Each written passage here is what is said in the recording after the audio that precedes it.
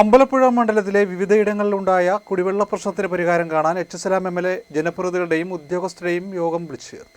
അമ്പലപ്പുഴ വടക്ക് പഞ്ചായത്തിലെ വണ്ടാനം കിഴക്ക്, പടിഞ്ഞാറ്, നീർക്കുന്നം, കാക്കാഴം, പുറക്കാട്, പുന്നപ്ര, കപ്പക്കട കിഴക്ക്, ഗുരുമന്ദിരം, കുതിരപ്പന്തിരി തുടങ്ങിയ പ്രദേശങ്ങളാണ് കുടിവെള്ള പ്രശ്നം ഏറെ രൂക്ഷമായത്.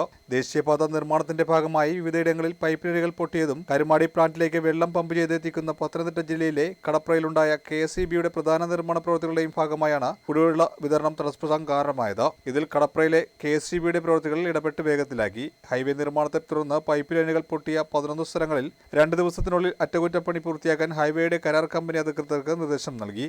ഇതിനായി നിലവിലുള്ളതിനു പുറമെ പ്ലംബർമാർ ഉൾപ്പെട്ട 2 അധിക സംഘത്തെ കൂടി നിയോഗിച്ച് പണികൾ വേഗത്തിൽ പൂർത്തിയാക്കാൻ തീരുമാനിച്ചു. തുടർന്നുണ്ടാകുന്ന പരാതികൾക്ക് 24 മണിക്കൂറിനുള്ളിൽ NHAI കരാർ കമ്പനി പരിഹാരം കാണണമെന്നും അതിന് വാട്ടർ അതോറിറ്റി ഉദ്യോഗസ്ഥർ മേൽനോട്ടം വഹിക്കണമെന്നും MLA നിർദ്ദേശം നൽകി.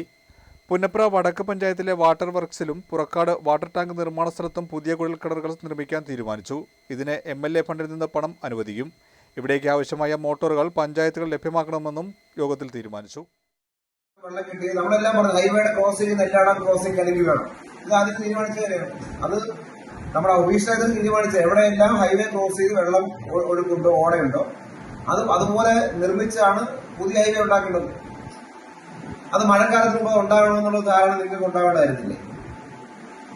മഴയത്ത് മൊത്തം വെള്ളത്തില് 2-3 പോയി ഒന്നും ഇവിടെ ഈ പടയ്ക്കോളായിട്ട് ഇപ്പോഴത്തെ ഗേറ്റ് ഇങ്ങോട്ട് മാറി സ്കൂളിനോട് കൊണ്ട് കിടക്കുള്ളൂ.